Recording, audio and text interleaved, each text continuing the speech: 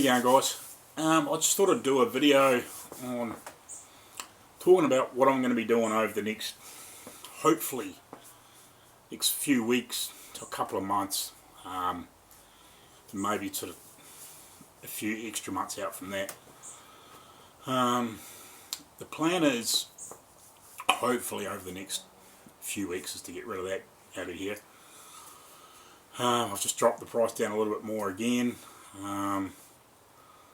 Hopefully to get somebody that was to and froing to jump on and buy it, or maybe one of these other guys just to buy it. So hopefully, I'd like to within the next 3 weeks, if I can. If that goes within the next week or so, then hopefully within sort of the next 3 to probably outside 4, I'd like to be out of here. I'm slowly putting more stuff up on Facebook Marketplace and another site, which I've got the Dodge put on as well, which is called Gumtree over here. Trying to sell some stuff. I'm just concentrating on the smaller stuff that I don't really need at the moment, and a few tools and bits and pieces that are just not quite so critical. And then once the Dodge goes, bits and pieces, and we sort of make some final dates and plans, I'll just push to get rid of the other stuff, and if I have to drop it down a few dollars here and there to just get stuff to go, I'll do that. If there's anything else that's left that I think's half by decent, I'll probably give it to one of my brother-in-laws, or it's one of Rachel's family anyway that's here, or something like that, and if they want to use it, they can use it. If they sell it, they can sell it, whatever, I don't, you know. But hopefully I'll get rid of the bulk of my gear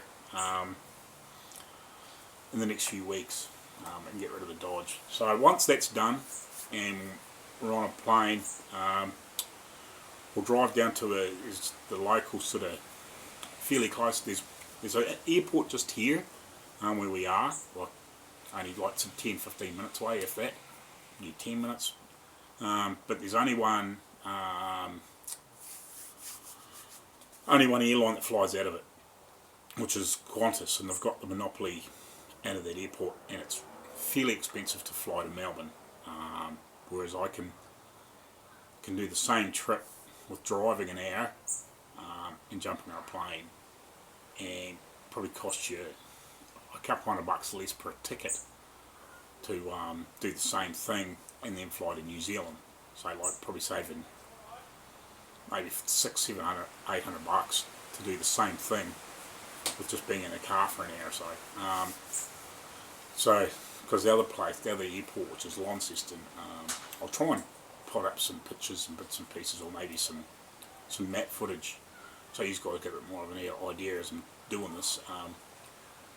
Yeah, we'll drive to Launceston, jump on one of the airlines there, whether it's Qantas or probably Jetstar or Virgin or something like that,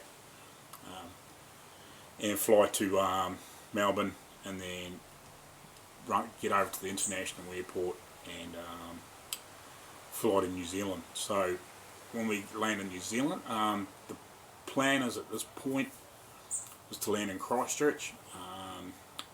It would be nicer to land closer, but Rachel's oldest boy, who's not long turning 22, he's going to stay with some friends of his and Rachel's, sort of, you know, been sort of family friends for quite a long time. He's going to stay with them, and they're going to get him into the local, what do you call it, meat works, freezing works, you know, where they kill sheep, beef, cattle, whatever. They can get him a job in there, because one of them works there, and he's, I don't know whether he's got a bit of clout, but he's just said, you know, I can get you in there, no worries. So that'll be good, because he's going to stay there and work. So he's probably not going to come to the States straight away, or in the initial point in time, and what's that turns to poo for him, or whatever, but hopefully he will stay there and get himself sorted sorted out financially wise and get himself, you know, doing bits and pieces. And if he wants to come over to the States in 12 months, 18 months, or a couple or 3 years and have a holiday or whatever and come and see us, you know, he's more than welcome. And he might decide to stay, and he might have taught himself a few life skills with work and all that sort of stuff by then. So hopefully that'll work out good. So we'll land in Christchurch. We'll get a probably a rental vehicle and drive down towards Southland, Invercargill, sort of Winton area, which was where I was born and raised. And my parents are in Winton, so we'll head down towards there. I'm not 100% sure whether we're going to head down through the centre of the South Island. If I'll try and show that on the map too, or whatever. I'm just not 100% sure which way we're going to go, but I've got a couple of mates, or a really good mate that I want to go see on the way down if I can. It'll depend on dates and times and whatever, but I'm going to try and organise to go down. Whether we just go and see him for a few hours or whether we stay with him, I don't know. But he's got a, I've actually sent a photo to Arco, and I might try and pop it up on here. He moved, I don't know, within the last 12 months to a slightly different town, and he got a house that's got quite a good, I don't know if it's a 2-car or 3-car shed, and then it's got had a sleep out on the back of it, which is probably not much smaller than this shed, probably not quite as long, but it looks like a fairly good size in the photo. And he's turned it into a clean room for building engines and transits, so I want to have a good look at that.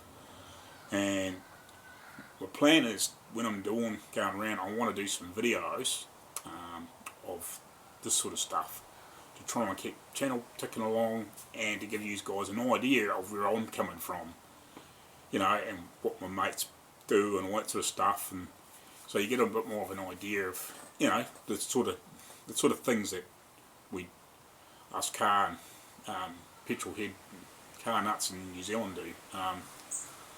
So yeah, he's got a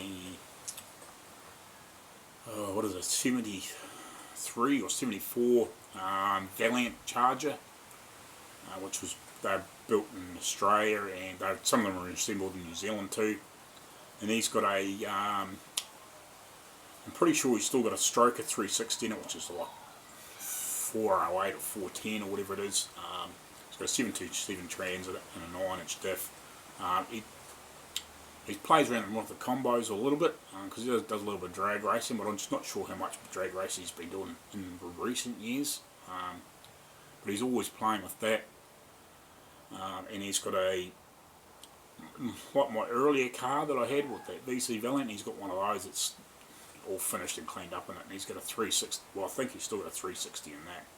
He could have a different engine in it, now I don't, I'm not 100% sure on that, but he's always playing with the engines and stuff, so he's a really interesting, cool guy. He's a bit older than me, he's about 50 or something like that. I met him probably, I don't know, 25, pushing towards 30 years ago almost, not quite that long, but yeah, 25 years ago. The motor that was in my VC that I was building for that come from him. A lot of parts and stuff did too. But yeah, like he's a pretty cool guy. He's very, very knowledgeable building engines. And to be honest, he'd be an awesome guy to add to mine and Arco's team when we get to the States. But you know, like, I don't know what his plans are for the future. But like, he would be an awesome guy there, because he's just so knowledgeable with engines now, especially naturally aspirated stuff. I'm not sure how much of turbocharging and all that sort of stuff he's done. Look, he's put plenty of nitrous through engines and stuff like that, but he's always building stuff. He built a engine, a 6-cylinder, what they call a 6-cylinder Chrysler Hemi engine, which is a 265 cubes. They made a couple of different variations of that engine. They made a 245 and a smaller one as well, which weren't very common, the very small ones. Or I don't think they were ever in New Zealand. Don't quote me on that, but I'm not 100% sure, but I'm pretty sure they weren't in New Zealand, the smaller run. But the 245 and 265 are a very common 6-cylinder engine. Non-crossflow, but based a lot off sort of the poly head, sort of semi-Hemi head. Not true semi-Hemi, but they were called a Hemi 6. Very, very, very tough 6-cylinder engine. Big valves. They used all the V8 valve gear. I think they even used V8 rods. All the V8 rods they used in like the 360s and 318s, I think they were all the same rod. Not 100% sure on that, but I'm pretty sure they were. But yeah, he built up an engine there a while ago that was, a while ago, like 2 or 3, 4 years ago. It was 500 horsepower naturally aspirated. It was 6 cylinder. Tough engine, tough engine. And they sound good to singing too. So I want to do some videos on his stuff and his engine room if I can. And then I've got actually got a cousin that's in the same area. And he's got a, I'm not sure where his car is, but he's got a almost bog stock RX3 4-door rotary. I've got a little bit of a soft spot for rotaries because they were quite big in New Zealand, and still very big in New Zealand. But yeah, it's like almost totally original. It's a very low mileage car, and probably worth a lot of money now. It needs a bit of body work now because I know a few years ago it was getting a few bubbles in it here and there, but it's pretty much unmolested. It's the only thing that's really got on it is a set of wheels. It still even had like the stock size exhaust and everything on it. So yeah, I wouldn't mind trying to do a video on that for you guys. If I can. I'm not sure where the car is or whether he's got it stored or not. But and I haven't seen him for a while because he moved to that area from my local area there 12 months ago or a bit more, because his parents are up here now and his sister's up there and his brother's actually in Western Australia.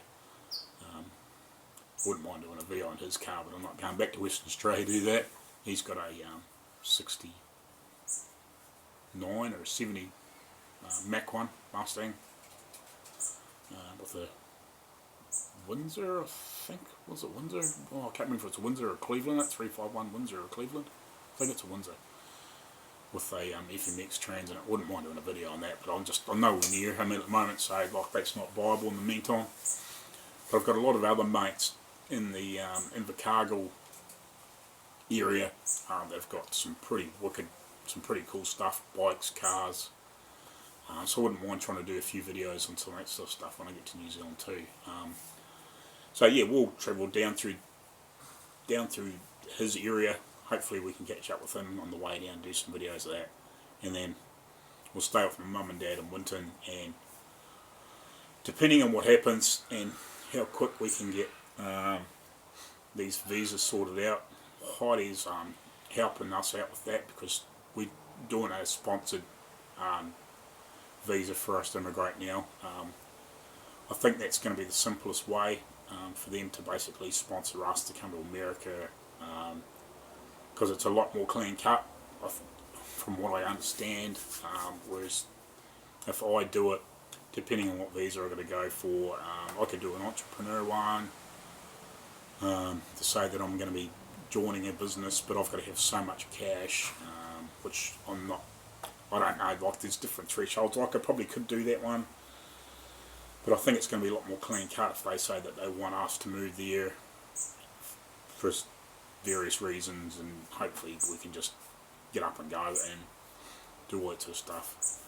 But yeah, depending on what happens and how quick we can get that moving, I might work in New Zealand for a few weeks to maybe some months, couple of months, I don't know. It just depends on how quick we can get things moving. So I might do that for a while because I've also got to access, I'm not 100% sure I can do this, but I'm pretty bloody sure I can get it. I've got some super sitting in New Zealand from when I was previously working in New Zealand. It's a reasonable chunk of change. It's not huge, but it's a reasonable chunk of change. I can access that. I'm pretty sure Rachel's got some there too. We don't know how much is in hers yet. We've got to look into that, but she'll have super there as well, from working from earlier on, because they started compulsory super funds in New Zealand. I don't know, back in the early 2000s. It might have been, early 2000s. Pretty sure early 2000s. Might have been slightly earlier than that, but early 2000s anyway, I think. So yeah, like all my supers and that from then, all Rachel's supers and that from back then, when she was working back in the early 90s and 2000s and whatever. So yeah, so that's, we can, pretty sure when we go back we can access that to restart things. I was trying to get the stuff from here, but it's too much pissing around to get it. I might be able to access it later on to help out, but yeah, it's just too much red tape to try and do it quickly. So I'm going to sort of flag that in the meantime, and I'll just access my stuff from New Zealand, because I know it's going to be easy to get. So yeah, depending what happens there, I'll do a little bit of work, or I might looking to see if I can do a visa to go look at a job. And so basically what I'll do is I'll say I'm going to go for a month, suss out this job, have a bit of a look round, and I'll just say that I'm going to do a small trial or something like that, and not be paid, sort of type thing, and go over and help Arco for a month or so, and hopefully all this other stuff comes through, and then we can just move, and I can either fly back, or Rachel and Jake can come over by themselves, but I'll probably fly back and help them. I've looked into prices on flights. Not super horrendously expensive if we fly between Christchurch and Minneapolis, I think it is. I can do it for reasonable money. If I try to fly to one of the other smallest cities near, or towns near Arco, then it gets really crazy expensive. Or if I try to fly from Invercargill to Christchurch and then to the States, and then it gets really expensive quick. But if I drive to Christchurch and then fly to the States, to Minneapolis, which is, I don't know, was a 3 or 4 hour drive, or 5 hour drive, or whatever it is, for Heidi and Arco, it'll save us so much money. I think I looked at it the other day, and it was a bit over, it's about $1,200 or $1,300, give or take, depending on how soon you buy before you fly, but it was that sort of ballpark. But if I went out of the other towns and cities and stuff, it was all of a sudden it was escalating to $2,000 or $3,000 or $4,000, $5,000, $6,000 per flight. So yeah, so that's what's happening there. So hopefully in the next few weeks this will be gone, and we'll be out of here. And once this is gone, I'll just push to get everything else out and get rid of it as we don't need it. So by the time the car goes and all the stuff that goes, there won't be a lot left here. It'll just be a few basic tools, and then I'll get rid of all that. I'm trying to get rid of some of it now, but yeah, we'll see what happens at the time. We've got freezers and all that sort of stuff, and TV and bits and pieces. Some of the other stuff we'll just probably donate to some of the charity type sort of stuff here, just like beds and stuff like that, because none of them are terribly great. We just picked up second-hand stuff when we got here. We were always going to buy better stuff if we end up staying permanent in more a long time, and if the jobs were better and all that sort of stuff. But this opportunity's come up, and I can see in 12 months it's just been super crazy. If all the SEMA stuff goes ahead and these other things go ahead that I know of that are in the background. Well, that's one other thing too. We're going to be in Drive Magazine. The car's going to be in Drive Magazine. As far as I understand, talking to Arco next month. I'm not 100% sure on that, but I'm pretty sure it's going to be there's going to be an article next month about the build, and I think they're going to do a follow-up one as the car's being built. So that'd be awesome. That'll be wicked exposure for us. Yeah, and there's a couple of other things going on that we still can't talk about yet. But yeah, and Arco's just telling me the other day got a heap of new sponsors too for the car build, so that's awesome. Yeah, coming with like a whole list of stuff, different people, you know, paint, hammers. Okay, yeah, hammers galore. I think you've got a hold of some stock of, you know, like just grinding discs and cutting discs by the bazillion. You know, all those sorts of things just make a hell of a difference when you're building stuff all the time. You know, if we can get enough cutting discs and grinding discs and sanding discs and all that sort of stuff, you know, to last us for 12 months, well, gee, that's a big expense so you don't have to pay for. I think he's got something similar too for paint, you know, primer surfaces and body, you know, hide builds and all that sort of stuff. You know, I think he's got on for somebody that's going to just send us a whole heap of that sort of stuff too. You know, like just, that's awesome, you know, that just takes so much pressure off financially for us just to grow the business and just really get ahead. So that'd be awesome. So I'm just super pumped. Can't wait to get out of here. It just can't happen fast enough, to be honest. It sucks that just some things just take longer to move than what you thought.